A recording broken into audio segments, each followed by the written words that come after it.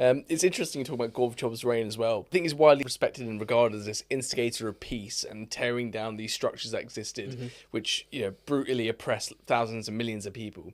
But in actuality, he wasn't. He was more a victim of circumstance. Like, the Berlin Wall didn't come down under his orders. The Berlin Wall came down because someone was lazy on the command post. Yeah, and Gorbachev still tried to keep a lot of the power of the Soviet Union. He wasn't the messiah that maybe sometimes he's considered in the West for what he did. Brutally oppressed the Lithuanians and those in the Baltic states. Yeah, he's not perfect by any stretch of the imagination. Also, like, he's part of the cover up for this. Like, all this cover up was like, he's the top dog. So if he says no, let's be real and not hide this information. This true glasnost is what he's supposed to be doing, but he does. He still hides it up. I don't know. Maybe he's not as great as maybe people sometimes think. Put an Instagram story up, and I got a response from someone who was from Lithuania, who said we view Gorbachev in a starkly different way than the rest of the West do.